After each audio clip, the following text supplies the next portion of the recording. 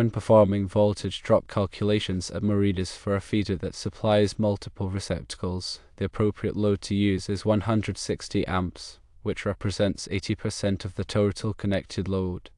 The National Electrical Code, specifically Article 310.15 (A)16, states the conductors supplying continuous loads must have an ampacity that is not less than 125% of the maximum load.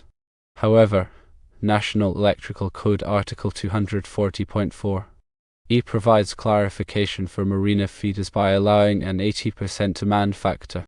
This section stipulates that conductors supplying shore power should have an ampacity that is not less than the load imposed by the sum of the connected loads. These loads are computed on the basis of continuous duty for all loads except range and air conditioning loads. Air conditioning and range loads should be computed based on 75% and 50% of their respective nameplate ratings, respectively. Let's consider the example of a feeder supplying 450 amp receptacles. The total connected load would be 200 amps, calculated as 4 multiplied by 50 amps. By applying the 80% demand factor, the load to be used in the voltage drop calculations is 160 amps, or 0.8 multiplied by 200 amps. To accurately perform voltage drop calculations, it's essential to understand the factors that influence voltage drop in electrical circuits. Firstly, the length of the conductor plays a crucial role. Longer conductors will experience a greater voltage drop due to increased resistance. Secondly, the current flowing through the conductor directly affects voltage drop. Higher current leads to a larger voltage drop. Thirdly, the size or cross-sectional area of the conductor is significant. Larger conductors have lower resistance and thus reduce voltage drop. Fourthly, the conductor material, typically copper or aluminum, influences resistance, with copper generally offering lower resistance. Fifthly, temperature affects conductor resistance. Higher temperatures increase resistance and therefore voltage drop. Finally, the power factor of the load affects the current and consequently the voltage drop. Inductive loads, for instance, can lower the power factor and increase current, thereby increasing voltage drop. When performing voltage drop calculations, consider the following steps to ensure accuracy. 1. Determine the total load in amps that the circuit will carry. This may involve summing the loads of all connected devices and applying any applicable demand factors as per the National Electrical Code.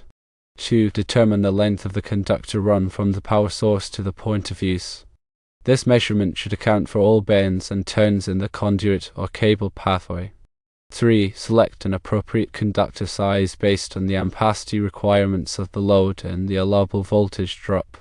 National Electrical Code Table 310.15 (B)16 provides ampacity ratings for various conductor types and sizes. 4. Use a voltage drop calculation formula to determine the expected voltage drop. A commonly used formula is voltage drop equals 2 multiplied by K multiplied by D divided by Cm, where K is the direct current resistance for the conductor material, I is the current in amps, D is the one-way distance of the circuit in feet, and Cm is the circular mils of the conductor. 5. Ensure that the calculated voltage drop does not exceed the allowable limit specified by the National Electrical Code. The National Electrical Code recommends that voltage drop should not exceed 3% for feeders and 5% for the combined feeder and branch circuit. 6. Adjust the conductor size if the calculated voltage drop exceeds the allowable limits. Increasing the conductor size will reduce the resistance and therefore decrease the voltage drop. 7. Consider the effects of temperature on conductor resistance. National Electrical Code Table 310.15 provides correction factors for conductor ampacity based on ambient temperature. 8. Account for any voltage drop in transformers or other equipment in the circuit. These voltage drops should be added to the conductor voltage drop to determine the total voltage drop in the circuit. 9. Verify that the calculated voltage at the load is sufficient for the proper operation of the connected equipment. Equipment is typically designed to operate within a certain voltage range, and insufficient voltage can cause malfunction or damage. 10. Document all calculations and assumptions used in the voltage drop analysis. This documentation should include the load calculations, conductor size, conductor length, and any other relevant information. Let's delve deeper into National Electrical Code Article 310.15 B16. This section provides guidance on determining the allowable ampacity of conductors based on their insulation type, size, and installation conditions. The ampacity of a conductor is the maximum current in amps that it can carry continuously under specified conditions of use without exceeding its temperature rating. National Electrical Code Table 310.15 B16 lists the allowable ampacities for various conductor types, such as copper and aluminum, and for different insulation types, such as THHN, THHW, and XHHW. The ampacity ratings in the table are based on an ambient temperature of 30 degrees Celsius or 86 degrees Fahrenheit and no more than 3 current-carrying conductors in a raceway or cable. If the ambient temperature is higher than 30 degrees Celsius, or if there are more than 3 current-carrying conductors in a raceway or cable, correction factors must be applied to the ampacity ratings. National Electrical Code Tables 310.15 B2 IN 310.15 B3. I provide these correction factors. It's also important to consider voltage drop, which is the reduction in voltage that occurs along a conductor due to its impedance and the current flowing through it. Excessive voltage drop can cause equipment to malfunction or operate inefficiently. The National Electrical Code recommends that voltage drop should not exceed 3% for feeders and 5% for branch circuits.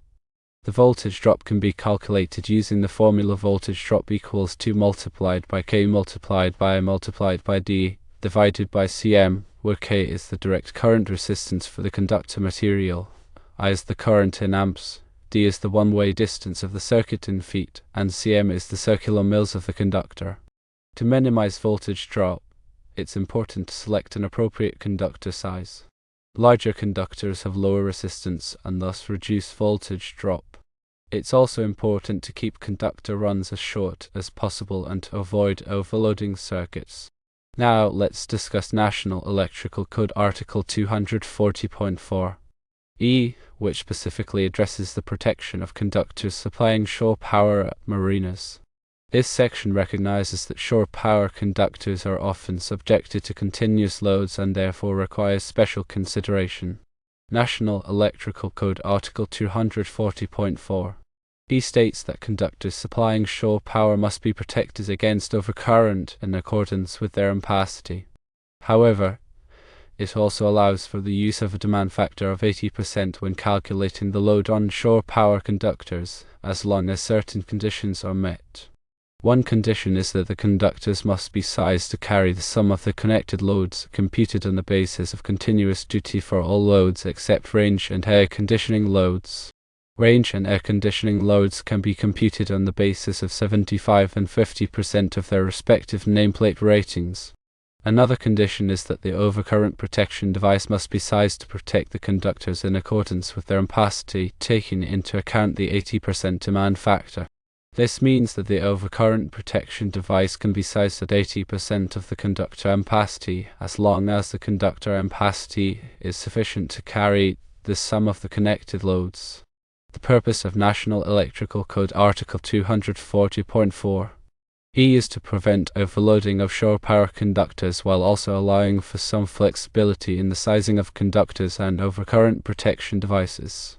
By using the 80% demand factor, it's possible to reduce the size of conductors and overcurrent protection devices, which can save money and space. However, it's important to ensure that the conductors are still sized to carry the sum of the connected loads and that the overcurrent protection device is sized to protect the conductors in accordance with their ampacity. In addition to National Electrical Code Articles 310.15, B16 and 240.4 E, there are other National Electrical Code articles that are relevant to voltage drop calculations at marinas. For example, National Electrical Code Article 210.19 provides requirements for branch circuit voltage drop, while National Electrical Code Article 215.2 provides requirements for feeder voltage drop. These articles specify the maximum allowable voltage drop for branch circuits and feeders and provide guidance on how to calculate voltage drop. It's important to consult these articles when performing voltage drop calculations to ensure that the electrical system complies with the National Electrical Code. Furthermore, National Electrical Code Article 555 provides specific requirements for marinas and boatyards. This article covers a wide range of topics, including wiring methods, grounding, bonding, and overcurrent protection. It's important to be familiar with National Electrical Code Article 555 when designing and installing electrical systems at marinas to ensure that they are safe and compliant with the National Electrical Code. When working with electrical systems at marinas, it's crucial to follow all applicable codes and regulations to ensure the safety of people and property. Electrical systems at marinas are exposed to harsh environmental conditions such as moisture, salt water, and sunlight, which can cause corrosion and deterioration of electrical components. Therefore, it's important to use corrosion-resistant materials and to properly maintain electrical systems to prevent hazards. In summary, accurately calculating voltage drop in marine electrical systems requires a thorough understanding of the National Electrical Code, electrical principles, and the specific characteristics of marine electrical systems. By following the guidelines outlined in this narration, you can ensure that the electrical systems at marinas are safe, reliable, and compliant with the National Electrical Code. Remember to always consult the latest edition of the National Electrical Code and to seek the advice of a qualified electrical professional when working with electrical systems.